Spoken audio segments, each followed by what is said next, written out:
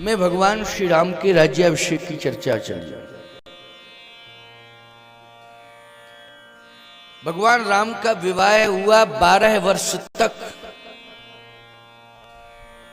राज्य से संबंधित कोई चर्चा नहीं हुई। 12 वर्ष के बाद, विवाह के 12 साल बाद राज्याभिषेक की चर्चा शुरू हुई। 15 वर्ष में भगवान का विवाह हुआ। 12 वर्ष तक भगवान अयोध्या में अपने पिताश्री का सहयोग किए। राज्य से संबंधित जो भी आदेश मिलता था उसको पूरा करते थे। गोस्वामी तुलसीदास जी महाराज ने लिखा है,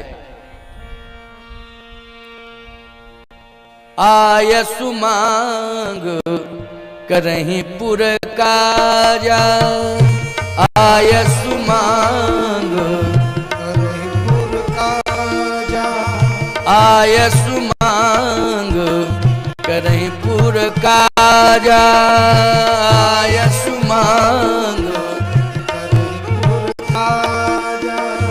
देख चरित हर सय मन राजा, देख चरित हर सही मन राजा, देख चरित हर सय मन राजा, देख चरित हर सही मन राजा, देख चरित हर सय मन राजा।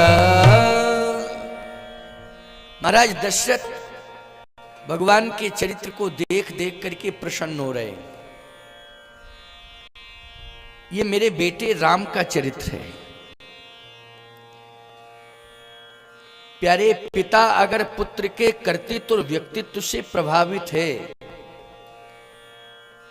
चाहे वो शादी के पहले वाला उसका जीवन हो, चाहे शादी के बाद वाला जीवन हो, अगर माता पिता दोनों प्रसन्न हो रहे हैं कि मेरा बेटा बहुत अच्छा कार्य कर रहा है, तो ये समझ लेना कि मां बाप का जीवन सफल हो गया। क्योंकि संतान उसकी पूंजी है। बैंक में जमा हुई राशि वो पूंजी नहीं है। उसको तुम मानते हो ये हमारी संपत्ति है। ज्यादा संपत्ति जमा कर दोगे सरकार कब्जा कर लेगी, पूछेगी कहां से आया इतना धन, जल्दी बताओ कहां से आया, हिसाब दो, परेशान हो जाओगे। लॉकडाउन में बहुत से लोगों ने, जिस समय नोटबंदी हुई उस समय करोड़ों रुपया जला दिया लोगों ने, कूड़े कचरे पर फेंक दिया, नदियों में डाल दिया। बोलो यही किया था कि नहीं किया था? लक्ष्मी की दुर्दशा कर डाली।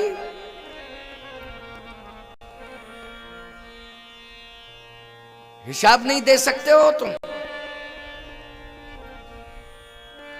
इसलिए इस संपत्ति को जो जमा करते जा रहे हो, ये विश्वास मत रखना ये संपत्ति जमा की हुई ये मेरी होगी। हिसाब दे दोगे तो तुम्हारी होगी, और नहीं दोगे तो फिर वो सरकार की होगी, वो तुम जेल में होगे।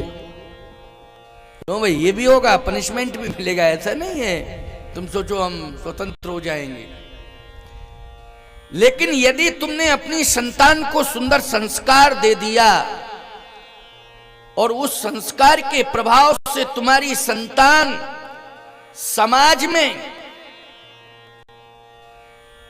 सम्मान प्राप्त कर रही है, संतान तुम्हारी अपने कर्तृत्व और व्यक्तित्व के बल पर, और माता पिता यह सुनकर हर्षित हो जाएं कि नहीं हमारे बच्चे बहुत अच्छा काम कर रहे हैं, जो भी गांव का आता है वो बच्चों की प्रशंसा करता है, बहुत अच्छे बच्चे हैं, बहुत अच्छे बच्चे हैं। ये समझ लेना सबसे बड़ी पूंजी हमारे पास यही है। महाराज दशरथ यही तो कहते हैं कि खजाना तो भरा पड़ा था, लेकिन मैं खजाने से संतुष्ट नहीं था। आज मैं इसलिए संतुष्ट हो गया हूं कि मेरा बेटा ऐसा कर्तृत्वशाली है, उसका व्यक्तित्व इतना समाज में उज्जवल हो गया कि अयोध्या वासी सब यही कह रहे हैं कि महाराज अब विलंब मत करो, काल ही देव राम जुबराज। अब राम को तुरंत राजा बना दो, अब देर करने की जरूरत नहीं है। सोचो भाई, जनता कह रही है कि राम को राजा बनाओ। एक दोहा आया है उत्तरकांड का, वो अयोध्या कांड का, सॉरी अयोध्या कांड का एक दोहा बहुत महत्वपूर्ण। क्या? पूरी अयोध्या एक साथ बोल रही है, सबके उरे अभिलाष यह कहीं मनाय महेश, आप अछत जुवराज पद राम ही देव नरेश। क्यों भाई, प्रमाण मिल गया कि नहीं मिल गया? पूरी अयोध्या की जनता कह रही, अवाल वृद्ध नर नारी सब एक साथ बोल रहे हैं कि आप अछत जुवराज पद राम ही देव नरेश। अब विलंब करने की जरूरत नहीं, राम जी को तुरंत राजा बनाओ आप। सबके ओर, देखिए सबका अर्थ क्या है, इसमें किसी का कोई विरोध नहीं है। यहां मंथरा का भी विरोध नहीं है, केकई की बात तो छोड़ो, मंथरा का भी विरोध नहीं है। सब चाह रहे हैं राम राजा बने, राम राजा बने, राम राजा बने। पूरे देश की जनता एक स्वर में बोले कि अमुक व्यक्ति देश का नेतृत्व संभाले, अमुक व्यक्ति देश का नेतृत्व संभाले, तो ये समझ लेना चाहिए हर प्राणी के जिह्वा पर यही एक बात है, और अपनी अपनी वाणी से सब एक स्वर में बोल रहे हैं, एक ही व्यक्ति नेतृत्व करे, एक ही व्यक्ति नेतृत्व करे, सब उसको चाह रहे हैं। तो ये समझ लेना कि नाम उसका कुछ भी हो, लेकिन वो नाम की बात नहीं है, उसे आप इस धरती का राम समझ लेना। हर व्यक्ति की जिह्वा पर ये हो जाए जिस दिन कि वो अमुक व्यक्ति नेतृत्व करे देश का, नाम कुछ भी हो उसका, समझ लेना कि वो राम है। क्या है? राम है। आज संपूर्ण अयोध्या के नागरिक सबके उरा विलास यह कहां मनाए महेश, आप अछत जुबराज पद राम ही देव नरेश। महाराज अब आप जल्दी से जल्दी राम को सिंहासनासीन करिए। अयोध्या कांड में ये चर्चा हो गई, लेकिन भगवान राम इस बात को समझ रहे हैं कि अयोध्या वासी अति भावुक हैं, इसलिए भावुकता में ये निर्णय ले रहे हैं। लेकिन धर्म का मेरुदंड प्रभावित होने जा रहा है, धर्म का मेरुदंड रीढ़ ये प्रभावित होने जा रहा है, ये राम जी समझ रहे हैं। अगर अयोध्या कांड में मेरा अभिषेक हो गया तो 5 कांड प्रभावित हो जाएंगे।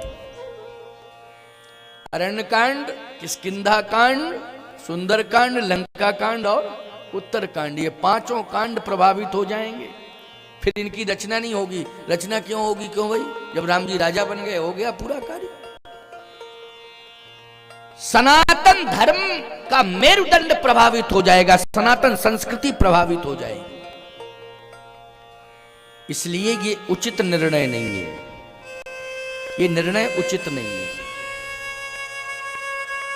मैं एक बात कहना चाहता हूं कि सिंहासन प्राप्त कर लेना ये कोई बहुत बड़ी उपलब्धि नहीं है।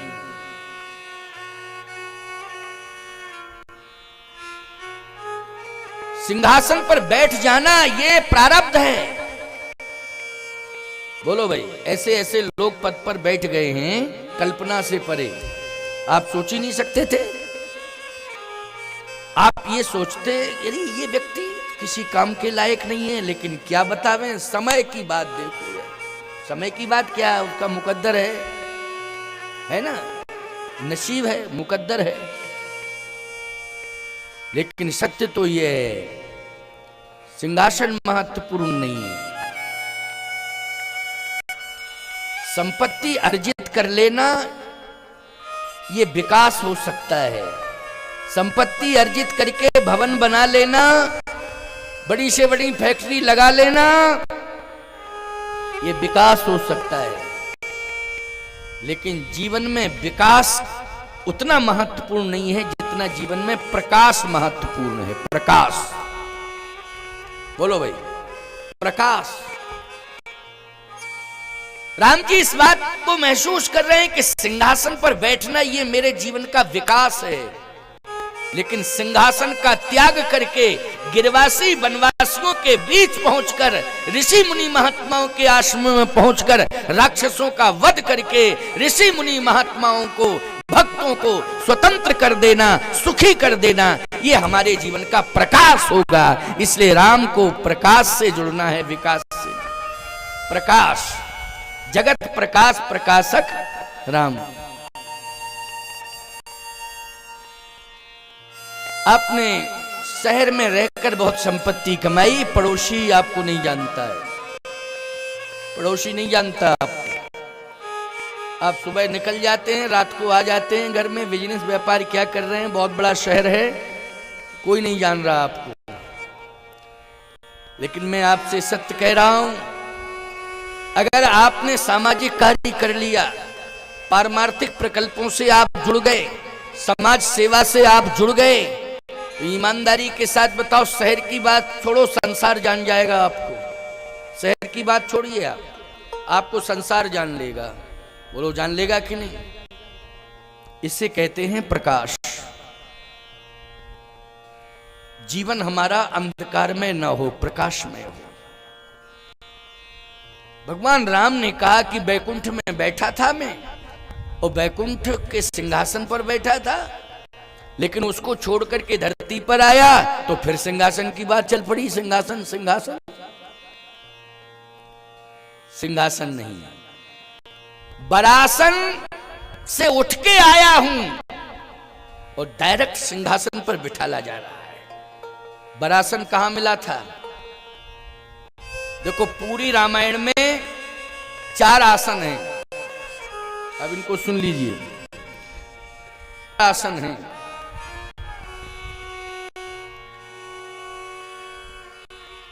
चलो पानी पीने की बात है, पीते जाओ, कोई बात नहीं है। अगर किसी को प्यास लग रही है तो पिलाना उनका धर्म है नहीं? पानी ही तो पिला रहे हो कि गन्ने का रस पिला रहे हो?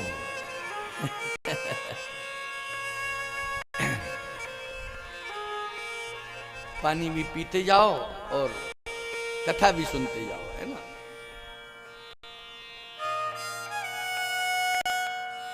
पूरी रामायण में 4 आसन हैं राम के जीवन में, और रामायण पूरी हो गई 4 आसनों में। बरासन, बरासन पर कहां बैठे राम जी? जनकपुर में बरासन पर बैठे। बैठे बरासन राम जानकी मुदित मन दशरथ भय। बरासन जनकपुर में। अच्छा, जनकपुर से आए अवधपुर में तो सिंहासन की बात चल पड़ी। तो राम जी ने कहा नहीं, आसन तो 4 हैं, ये 2 ही आसनों से क्यों जोड़ा जा रहा है, बरासन और सिंहासन? इसलिए यही तो सबसे बड़ी भूल है, यहीं तक जीवन समिट के रह जाता है, और एक घर में पैदा हुआ व्यक्ति और फिर घर का ही बन के रह जाता है। क्यों? बरासन, और बरासन से सिंहासन। सिंहासन का मतलब है मालकाना हक, समझ गए हो कि नहीं? अपने अपने घर के राजा, आज तो सब अपने अपने घर के राजा हैं ना, कहते नहीं हम अपने अपने घर के राजा, हम अपने घर के, तुम अपने घर के राजा। भगवान ने कहा यही तो संसार वालों की सबसे बड़ी भूल है, इसी में तो परिवर्तन लाना है। राम तो इसलिए आया है कि दुनिया वालों को ये बता दे कि घर में पैदा हुए और घर के ही बन के रह गए, ये तो सामान्य स्थिति है। इसके लिए तुम नहीं आते हो कि घर में पैदा हुए, घर के लिए ही अपना जीवन लगा दिया और घर में ही जीवन बिता दिया। नहीं, घर से निकलिए, जन जन की समस्याओं को सुनिए, समस्याओं का समाधान करिए। अरे तुम राम नहीं बन पाओगे तो राम के सेवक तो कहलाओगे, तो भाई कहलाओगे कि नहीं कहलाओगे कि हम राम के सेवक हैं? सारा समाज कहेगा कि राम का सेवक है। राम जी ने कहा कि जीवन में तो 4 आसनें होती हैं, अभी तक यही क्रम चलता आया कि बरासन से उठो सीधे सिंहासन पर। नहीं नहीं, राम परिवर्तन करेगा। राम जी ने 4 आसनों को स्वीकार किया। बरासन पर राम जी बैठे हैं जनकपुर में, और फिर सिंहासन की बात आई तो सिंहासन का त्याग किया, चित्रकूट चले गए, और चित्रकूट में कुशासन पर बैठ गए। कौन सी आसन पर बैठे? कुशासन पर। अब समझते जाना, हवाई सर्वे हो रहा है और कथा का क्रम भी बढ़ रहा है। समझते जाना, क्योंकि आज हमको थोड़ा फास्ट चलना है ना। सिंहासन का तो त्याग कर रहे हैं राम जी, क्योंकि बरासन से दशरथ जी चाहते हैं कि राम को सिंहासन पर बिठा दें। अयोध्या वासी चाहते हैं महाराज राम जी को सिंहासन पर बिठा लो, लेकिन भगवान राम ने कहा सिंहासन नहीं, बरासन के बाद होता है कुशासन। कुशासन का अर्थ जानते हो क्या है? कुछ की आसन पर बैठना ही कुशासन नहीं है। कुप्रवृत्तियों पर अधिकार पाना, ये कुशासन है। अभी आप एक हैं, जब विवाह आपका हुआ बरासन पर आप बैठे, जब आसन बदला बरासन आया तो उस पर 2 हो गए आप। जब तक आपका विवाह नहीं हुआ था अब आप एक, और बरासन आपको मिला तो उस बरासन का अर्थ क्या है? 2। क्यों 2 हुआ ना? बर दुल्हन बैठे एक आसन, वही तो है बरासन। 2 अर्थ क्या निकला? अर्थ निकला ये कि आपके साथ किसी का जीवन जुड़ चुका है। अब आपको संभल के चलना है, सोच सोच कर कदम रखना है। कहीं आप कुसंगति में फंसकर अपना जीवन नष्ट करो और दूसरे का भी जीवन नष्ट करो, ये अच्छा नहीं होगा। इसलिए आपको कुप्रवृत्तियों पर अधिकार पाना है। क्या करना है? कुप्रवृत्तियों पर अधिकार पाना है। कुप्रवृत्तियों में मत फंस जाना।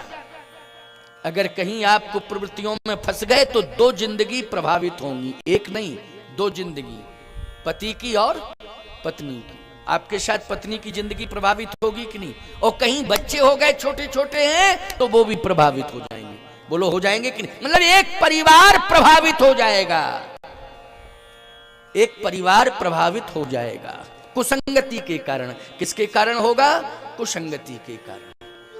इसलिए बरासन के बाद सिंहासन नहीं, यही तो बात है। अगर बरासन के बाद किसी को मालिकाना हक दे दो, वो अनुभवहीन अगर वो है, तो याद रखना वो सारा का सारा बैलेंस गड़बड़ा देगा, पूरा संतुलन बिगाड़ देगा। बोलो बिगाड़ देगा कि नहीं? ये बहुत से लोग यहाँ ऐसे बैठे होंगे जो अनुभव कर रहे होंगे, हैं?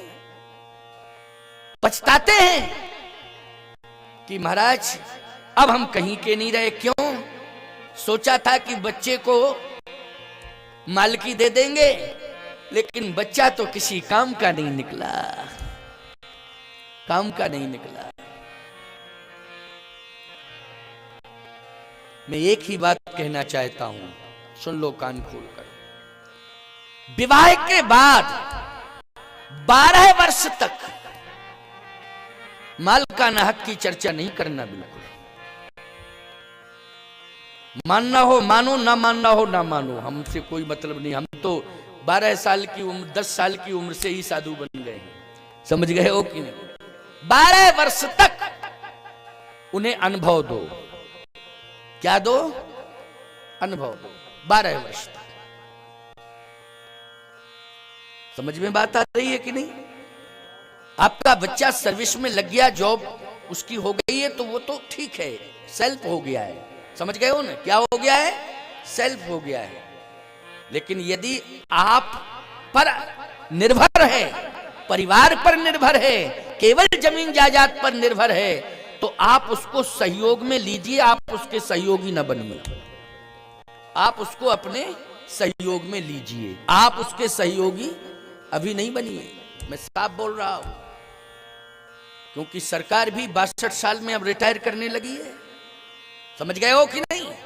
62 साल में सरकार अब रिटायर करने लगी है, दौर बढ़ा दिए। घटाए हैं कि बढ़ाए हैं, जल्दी बताओ। कुछ विभाग तो ऐसे हैं जिसमें 64, कुछ विभाग ऐसे हैं जिसमें 60 और 64 के बीच का मैटर है। बोलो है कि नहीं? बस अगर आपने 10-12 साल बच्चे को अपने साथ रख के उसको अनुभव दिया तो आपका बेटा जो है अनुभवी हो जाएगा और वो आपकी विरासत को संभालने के लिए पर्याप्त है। और आपकी विरासत को वो बड़े व्यवस्थित ढंग से संभालेगा। 12 साल अपने साथ जोड़िए उसको, उसके साथ आप ना जुड़िए। समझ गए हो कि नहीं? गाड़ी आप चलाइए, पीछे उसको बिठा लिए। ये नहीं कि उसको आगे बिठा दो, तुम पीछे बैठ गए, अब कह रहे क्या हो गया, एक्सीडेंट हो गया। ठीक से नहीं चलाता है गाड़ी, तू कैसे चलाता है गाड़ी? बाद में नाराज होते फिर रहे हो, कैसे चलाता है, कैसे है? आप उसको कम से कम पीछे बिठाल के चला के दिखाइए कि ऐसे गाड़ी चलाई जाती है। समझ में आई बात कि नहीं आई?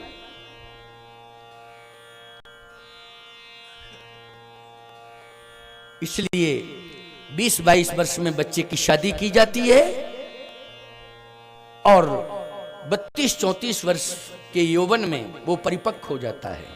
बोलो हो जाता है कि नहीं हो जाता है? रामायण का सिद्धांत मैं बता रहा हूं, रामायण के अनुसार बोल रहा हूं।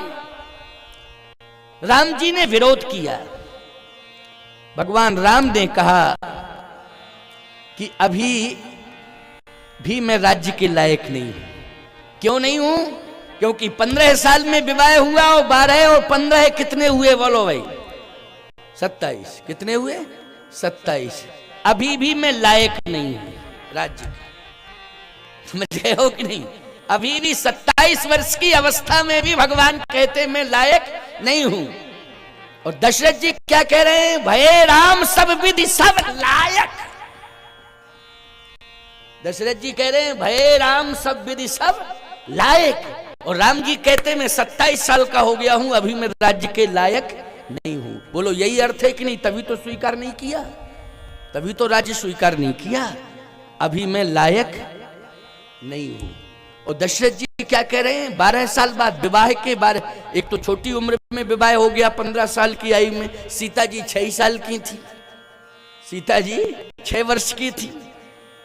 और 6 वर्ष की सीता जी और 15 साल के राम, तब विवाह हुआ।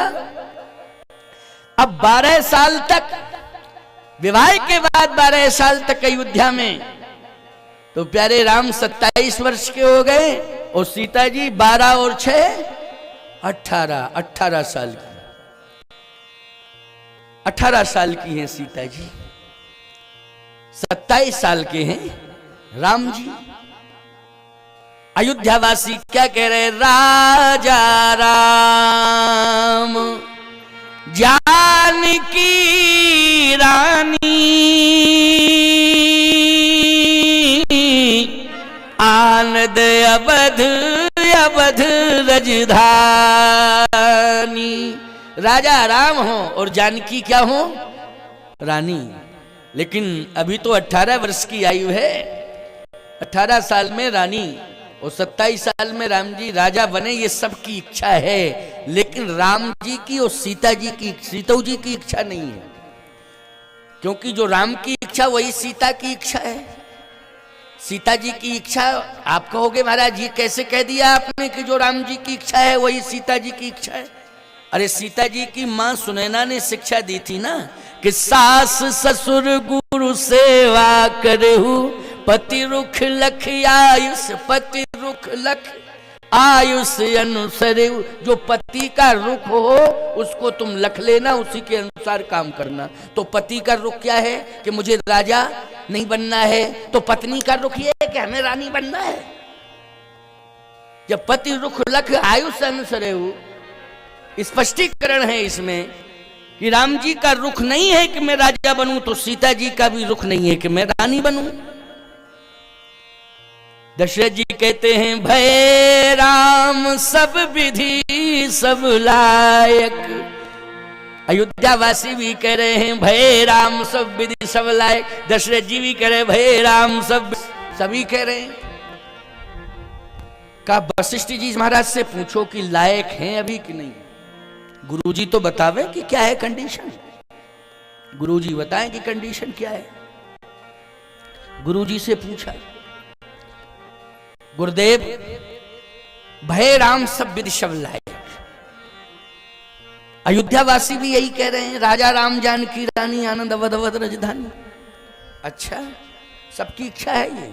हाँ, सबके और अभिलाष है, कहे मनाए महेश आप छत युवराज पद राम ही देव नरेश। अच्छा, सबकी इच्छा है यहाँ। ओ वशिष्ठ जी ने कहा, एक बात मैं कह रहा हूं उसको ध्यान से सुनना दशरथ। हमारा सुनाओ, बताओ। बेग विलंब न करिए नृप, साजिए सकल समाज। सुदिन सुमंगल तब ही जब राम होई जुबराज। सुदिन सुमंगल तब ही, ये नहीं कहा सुदिन सुमंगल अवही, अवही नहीं कहा तब ही। अवही मानी वर्तमान और तब ही मानी भविष्य। इस दोहे में स्पष्ट वशिष्ठ जी ने कह दिया कि सुदिन सुमंगल तब ही जब राम होए जुबराज। इसका मतलब है भविष्य की ओर संकेत दिया है, भविष्य की ओर कि अभी राम राजा नहीं बनेंगे। भविष्य सुदिन सुमंगल तब ही, तभी समझना सुदिन सुमंगल जब राम जी राजा बन जाए। इसका मतलब है कि अभी राम को राजा नहीं बनना है। इस बात को वशिष्ठ जी महाराज जानते हैं। अयोध्यावासी भावुक होकर निर्णय ले रहे हैं, महाराज दशरथ भी भावुक होकर निर्णय ले रहे हैं। लेकिन गुरुदेव वशिष्ठ महाराज ये भावुक नहीं है, ये तो शास्त्र के अनुसार नियमानुसार अपना डिसीजन दे रहे हैं। तो सीधी सी बात यह है कि वरासन के बाद कुशासन, कुशासन का मतलब है कुप्रवृत्तियों पर अधिकार पाना। इसी को कहते हैं अनुशासन। क्या कहते हैं? अनुशासन। विवाह के बाद भी दोनों को अनुशासन की जरूरत है। बोलो, बेटा को भी अनुशासन की जरूरत है, बहू को भी अनुशासन की जरूरत है कि नहीं जरूरत? जल्दी बोलो। बेटा और बहू दोनों को अनुशासन की जरूरत है।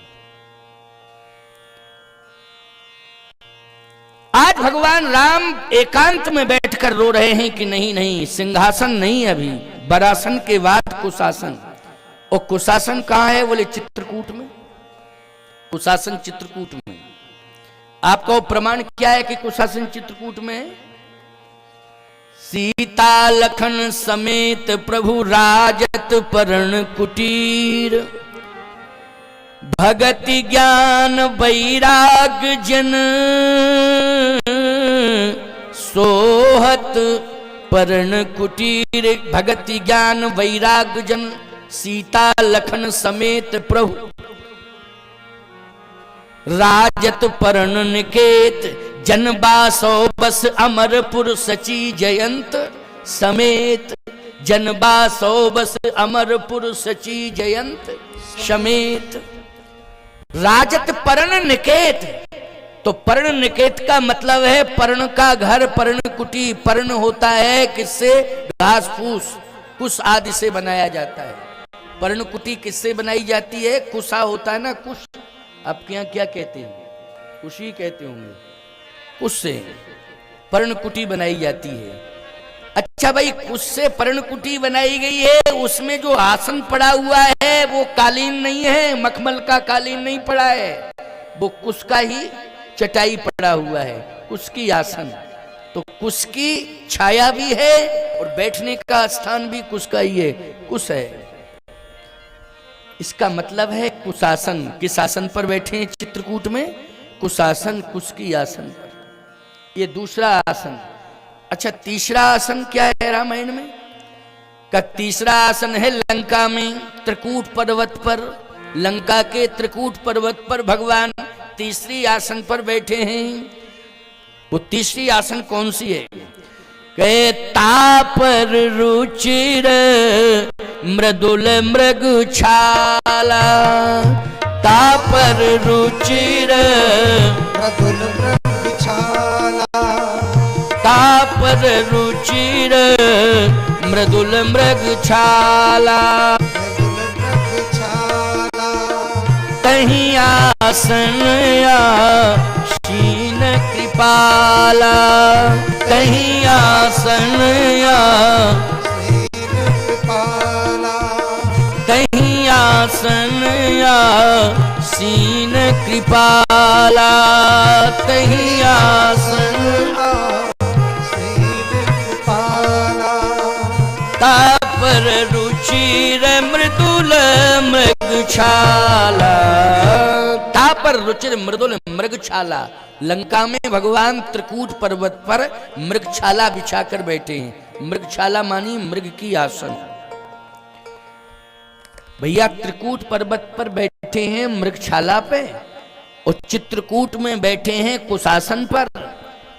लंका में बैठे हैं त्रिकूट पर्वत पर मृगासन पे और जनकपुर में बैठे थे बरासन पर। 3 आसन हुए। चौथी आसन है तब सिंहासन।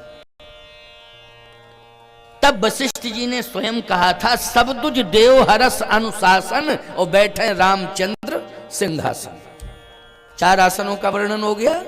बरासन जनकपुर धाम, कुशासन चित्रकूट धाम, मृगासन लंका और सिंहासन अयोध्या। इस तरह से क्रम है जीवन का। कुशासन कुप्रवृत्तियों पर अधिकार पाना। और कुप्रवृत्तियों पर अधिकार व्यक्ति कब पाएगा? जब सिद्धांत का वर्ण करेगा।